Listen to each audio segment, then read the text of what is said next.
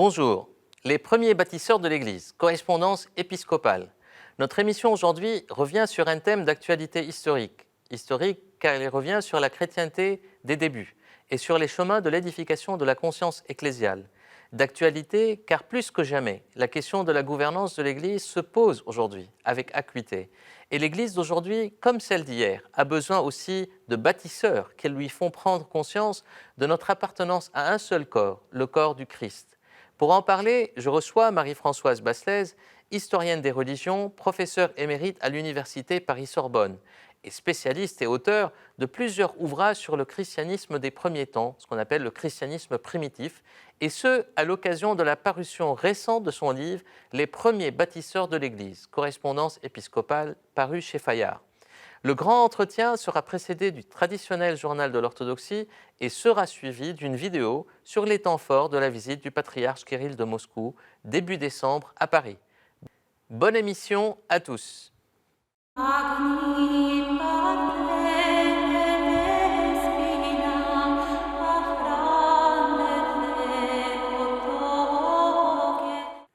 Paris. Le 13 décembre dernier, en visite à Paris, le président grec Prokopios Pavlopoulos a rendu visite à la cathédrale Saint-Stéphane, siège de la métropole grecque de France du patriarcat œcuménique, où il a été accueilli par le métropolite Emmanuel. Une doxologie a été chantée, puis des échanges d'allocutions et de présents.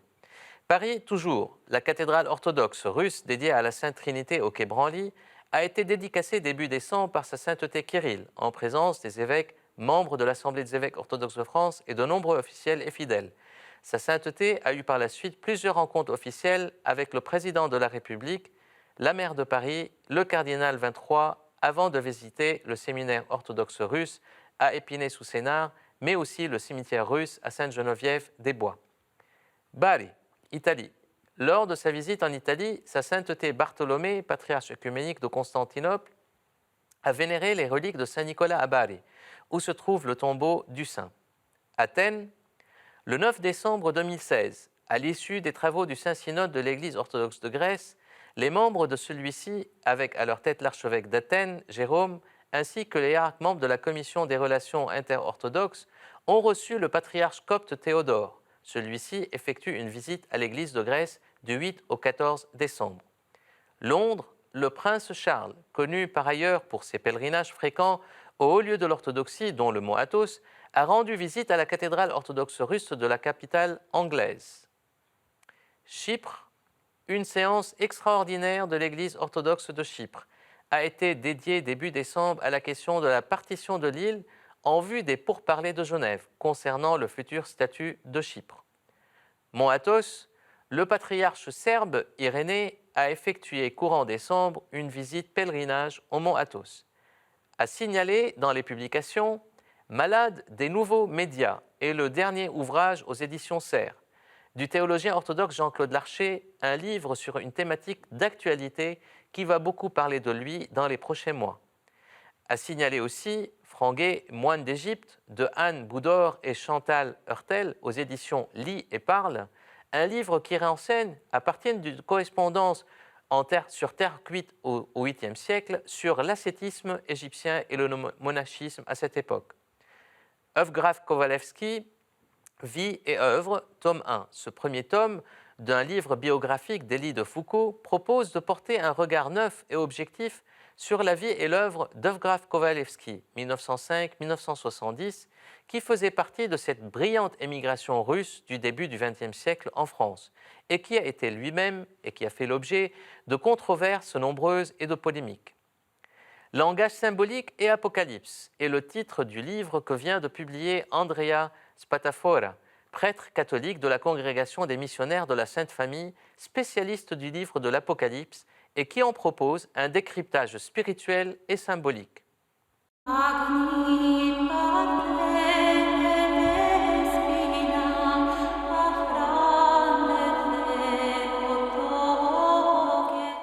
Comment les évêques du IIe et IIIe siècle ont su conduire les premières communautés chrétiennes, géographiquement dispersées et très diverses, de langue et de culture?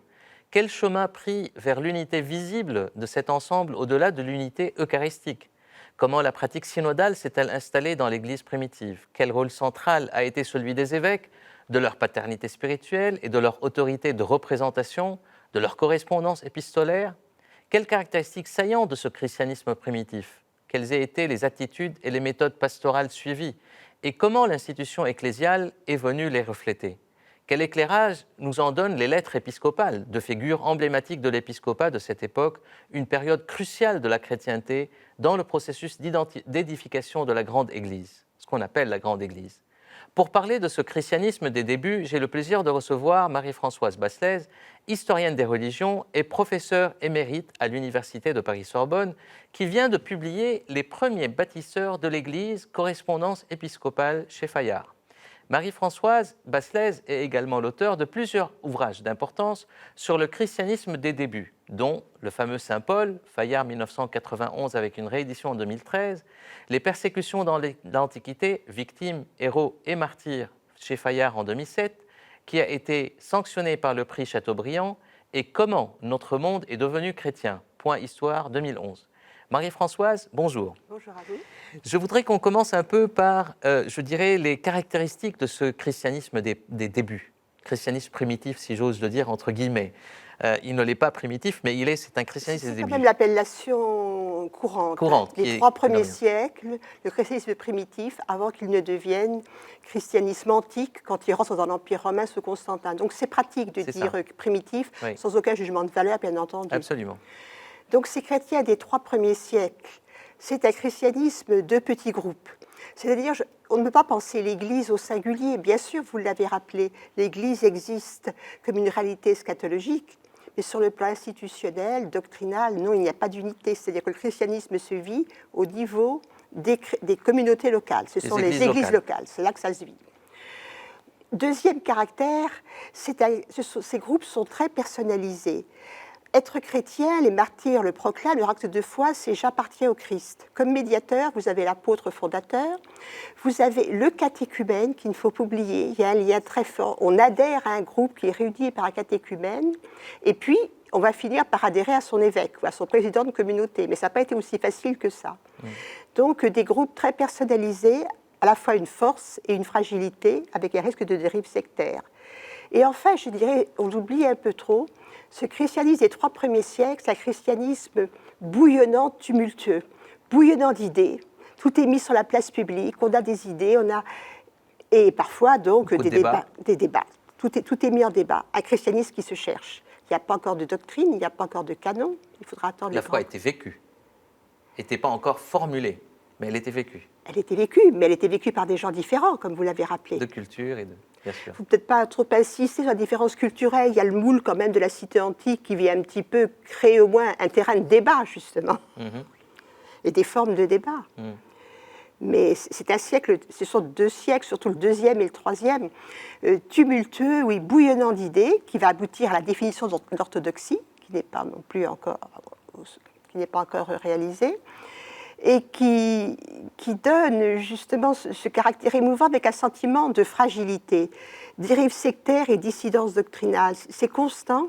On a l'impression aussi qu'ils essaient de survivre, surtout au IIe siècle. Et donc, d'où est venue cette idée des bâtisseurs de l'Église? C'est-à-dire cette migration vers la conscience de la grande Église, comment elle est venue? Alors, le titre de mon livre, et ce auquel je me suis intéressée, l'idée de s'intéresser... Vous êtes chercheur quand même. Donc je suis chercheur. Vous fondez sur... D'abord, il faut des documents. Mais là-dedans, la question de trouver les documents, c'était secondaire. Depuis 10 ans, c'est une idée convenue dans l'historiographie romaine laïque, mais de bonne volonté, je dirais, de dire le christianisme avant Constantin, c'est un christianisme d'intellectuels virtuoses. C'est la formule. C'est-à-dire, on fait référence au père de l'Église. On ne considère cette phase de l'histoire chrétienne qu'à travers les pères de l'Église. Et donc l'idée que le christianisme des 3 premiers siècles, christianisme d'intellectuels virtuoses, n'avait aucune vocation à devenir une religion de masse s'il n'y avait pas eu l'intervention de Constantin. Et ça m'a toujours gênée comme idée générale en termes de christianisation. Et mon livre précédent répondait aussi à cette problématique-là. Donc je me suis dit, dans mon livre précédent, j'ai essayé de trouver des grands cadres de christianisation dans la longue durée. Là, je me suis dit, mais est-ce qu'on ne pourrait pas s'interroger sur la pastorale? On voit toujours les pères de l'Église, les théoriciens, les théologiens, les grandes figures, et aussi les théologiens, ceux qui ont bâti l'orthodoxie. Mais est-ce qu'il n'y a pas non plus une pastorale au sein des communautés, une pastorale en action? Et cette question-là étant posée, je me suis dit, est-ce qu'il y a des sources? Et ces sources, c'était les lettres que les évêques échangeaient entre eux. Des évêques qui se sont beaucoup écrits, peu écrits à leur communauté. C'était un moyen de communication, le moyen de communication. Oui, c'était le. Mais il ne faut pas... curieusement, il n'y a pas de lettres à leur communauté. Ce n'est pas le style des épîtres pauliniennes où on écrit à la communauté. Ils s'écrivent entre eux et ils s'écrivent à leur clergé.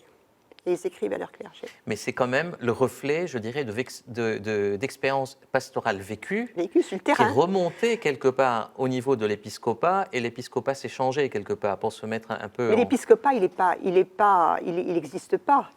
Ce que montrent aussi ces lettres et toutes les recherches d'ailleurs de l'époque, c'est que l'idée, le schéma ecclésiologique d'Ignace d'Antioche, établi dans les années 115, il y a un évêque tout seul, le roi, qui est la figure du Christ. Il y a un conseil de presbytres ou de prêtres autour de lui qui représente les 12, et il y a le peuple de Dieu. Ça reste un schéma idéal jusqu'au IVe siècle, quelquefois appliqué, quelquefois revendiqué. Mais le titre d'évêque n'est pas porté par tous les chefs de communauté, c'est même pas le plus fréquent. On parle plus souvent de président, de chef de la communauté. Il y a beaucoup d'églises sans évêque, il y a beaucoup d'églises sans chef qui fonctionnent communautairement.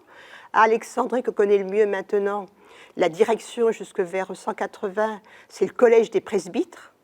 Et l'évêque n'est que le président du collège des presbytres. Donc ce n'est pas non plus du tout un livre sur l'émergence de l'institution épiscopale, qui a été très lente et très difficile, et le résultat est très disparate encore à la fin du IIIe siècle. Il y a des églises sans évêque, des églises avec 2 évêques, il y a eu parfois 5 ou 6 évêques à Carthage, 3 ou 4 à Rome. Et donc c'est quelque chose qui s'est imposé quelque part à partir de Constantin. Oui. C'est-à-dire c'est un peu la relation entre l'Église et le pouvoir. Oui, il y a eu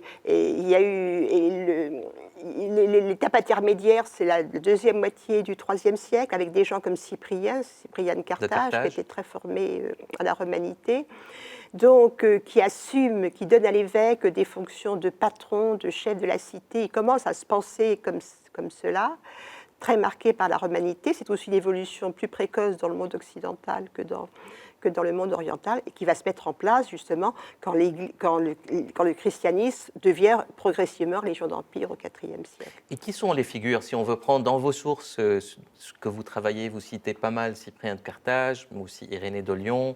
Irénée de Lyon, pas beaucoup, parce que lui il est un peu Cyprien. décevant. C'est très étonnant, Irénée de Lyon, donc un grand ecclésiologue, qui lui aussi fournit des schémas et des modèles d'ecclésiologie dans son traité, il s'intéresse à la pastorale du point de vue de son maître Polycarpe, évêque de Smyrne, dans la première moitié du IIe siècle. Mais ensuite, son expérience d'évêque de Lyon, on n'en connaît rien de rien de rien.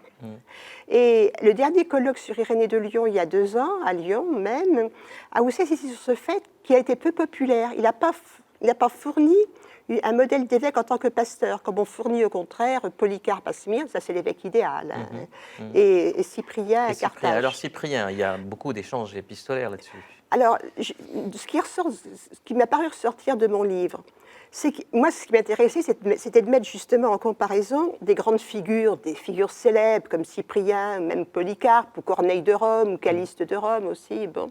Et puis, les 2500 évêques que j'ai réussi à répertorier. Et en fait, il y a une figure d'évêque. Et les figures anonymes ou plus ou moins connues banalisent en quelque sorte un peu la figure de Cyprien ou celle de Polycarpe. Cette figure d'évêque, c'est quelqu'un d'enraciné localement, profondément enraciné localement, donc c'est un peu la métaphore de Paul, qui porte la semence chrétienne dans le terreau de la cité. Donc un enracinement local très fort et aussi une stature internationale. Et également des gens très communicants et très réactifs. Là, on trouve un petit peu le modèle aussi qui était déjà celui de Paul, extrêmement réactif à l'événement. Donc c'est la double dimension de l'universel et du local. Exactement. Qui est en synergie constante. Comme vous l'avez très bien dit, l'Église se construit dans tout l'espace offert par le monde romain. On pourra revenir là-dessus, c'est quand même la première expérience de mondialisation. Bien sûr, et de globalisation, s'il faut parler comme aujourd'hui. Exactement, mais ce n'est pas anachronique. Et c'est ce Absolument. C'est la première globalisation peut-être, le christianisme. Et c'est ce qui et l'Empire romain. Oui, absolument. C'est l'Empire romain, c'est la chrétianisation dans l'Empire romain. Tout à fait.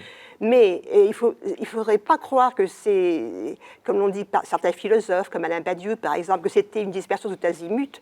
Non, les évêques le contrebalancent par un enracinement continu, profond, méticuleux, je dirais. Donc ça, ce sont les traits communs. Après, vous avez des évêques charismatiques, vous avez des évêques ascètes, de grands spirituels, comme par exemple Narcisse, évêque de Jérusalem, qui part même dans son ermitage. Vous avez des évêques davantage patrons de la cité, ce que préfigure Cyprien, davantage homme d'autorité. Vous avez sans doute des évêques gestionnaires, c'est du tout venant. Donc le charisme aussi, je dirais, à la fois de la paternité spirituelle et ecclésiale, mais aussi de la représentation de l'Église au cœur de la cité. C'est-à-dire la représentation de l'Église au cœur de la cité. Qui est importante aussi dans la figure épiscopale. C'est-à-dire... Parce que ce n'est pas des moines, en tant que, même si l'évêque, à partir d'un certain moment, deviennent des moines, on les choisit, mais à cette époque-là, ce n'était pas forcément... Il n'y a pas de monachisme encore. Il y avait peu. Donc il n'y a pas de monachisme organisé. Absolument. Mais donc il y avait des tendances à l'érémétisme, représentées justement par un évêque de Jérusalem, Narcisse, qui est parti au désert faire son anacorèse. Donc après trois successeurs se sont succédés très rapidement. Et donc on est allé le rechercher au désert parce que ça ne fonctionnait pas sans lui. Mais les charismatiques, ce sont aussi les confesseurs, les martyrs persécutés qui ont échappé à la mort et qui alors interviennent au nom d'une autre autorité, celle de l'inspiration, en fonction donc de ce que dit Jésus dans l'Évangile. Quand vous serez devant vos juges, l'Esprit Saint vous inspirera, et qui revendique ensuite cette autorité-là. Une légitimité qui... En fait, il y a deux types d'évêques de ce point de vue. L'évêque le plus fréquent, c'est l'évêque suivant l'épître à Timothée, l'évêque de l'Église établie, je dirais, élu par sa communauté comme un homme de bien, un homme de mérite, dans sa communauté chrétienne et dans la cité. Et puis il y a des évêques qui prétendent à une autre légitimité, ou des chefs de communauté qui prétendent à une autre légitimité, donc celle de l'inspiration directe. Visionnaire, confesseur. C'est un peu comme si c'était un peu le prophétisme, la oui, figure qui du prolonge. prophète. Alors on dit souvent, finalement, l'âge charismatique, c'est l'âge de toute religion à ses débuts. Même Max Weber a écrit là-dessus. On a dit, donc, c'est l'âge de l'Église néo-testamentaire, du christianisme néo-testamentaire, après ça disparaît. Non, justement, une comparaison entre les évêques montre que cette tendance... se revendiquer comme autorité charismatique, inspirée, visionnaire. Et alors les évêques qui davantage figures de l'Église établie, responsables de leur communauté, se présentent aussi comme des visionnaires. Cyprien le fait, par exemple.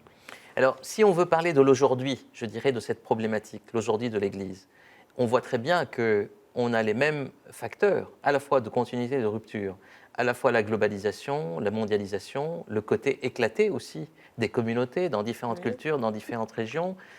Les bâtisseurs et aujourd'hui, on sent très bien que tant dans l'Église catholique que dans l'Église orthodoxe, qu'on est de nouveau dans une forme de tâtonnement vers un modèle de gouvernance.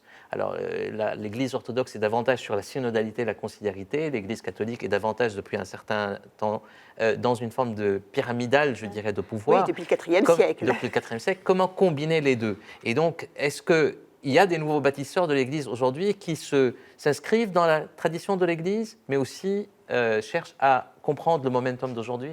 Je voudrais commencer par les leçons que peut donner ces 3 premiers siècles où le christianisme était minoritaire, dans une société plurielle et sans cesse au défi donc, de la sécularisation qui fonctionne un petit peu donc, comme l'équivalent de la laïcisation maintenant. Donc qu'est-ce qu'on peut en tirer de ces lettres d'évêques? D'abord un choix qu'a fait la majorité qui est très important, l'Église du plus grand nombre. C'est-à-dire devant justement ce risque de sécularisation, il y a eu une tendance de cathare, comme on le disait déjà, donc, de réduire l'Église du christianisme au petit reste, le petit reste des purs. Et les évêques, non, ont joué l'Église du plus grand nombre. Leur conviction ecclésiale, c'est que le salut est universel, donc il faut réintégrer ceux qui sont sur les marges, ceux qui tombent en période de persécution, qui ont quand même été les chrétiens majoritaires en période de persécution. Donc éviter la sectarisation de l'Église. D'une part, et réintégrer ceux qui font des dissidences. On dit toujours l'anathème contre les hérétiques, c'est pas du tout ça. On persuade et on réintègre autant que possible.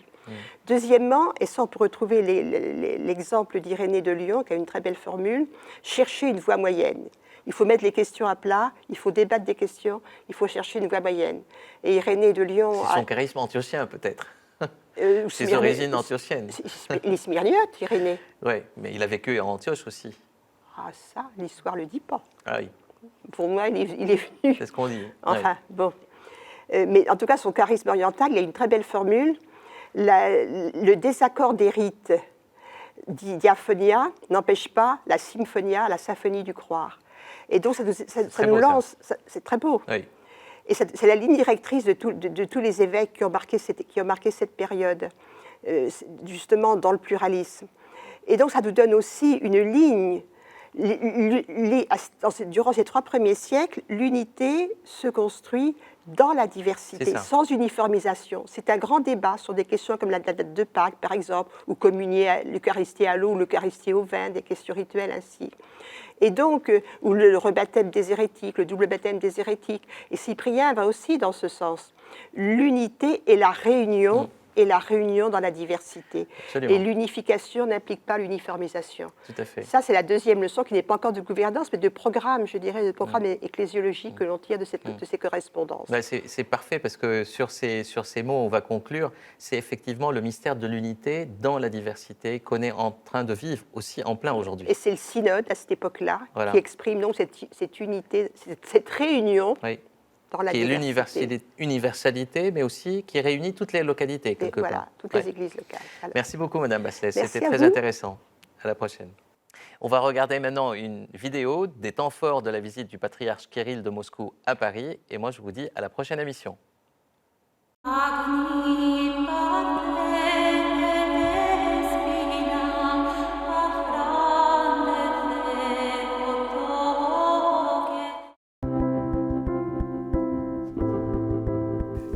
C'est un événement historique pour toute l'Église orthodoxe de France. La première visite du patriarche Cyril à Paris a commencé par la célébration des vigiles à l'église des Trois Saints Docteurs dans le 15e arrondissement de Paris.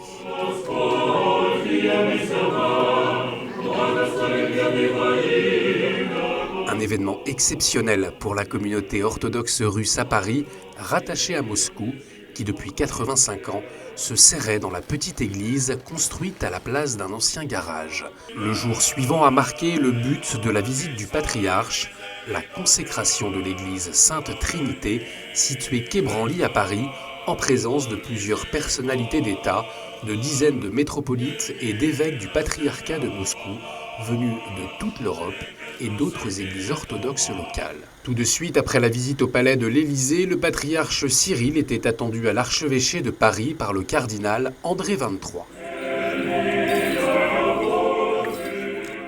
C'est une étape importante pour l'avenir de la communauté orthodoxe en France, la visite du patriarche Cyril au séminaire orthodoxe Sainte-Geneviève à Épinay sous Sénart. Le patriarche Cyril était à l'origine de cet établissement en 2009 lorsqu'il était encore président du département des relations extérieures du patriarcat de Moscou.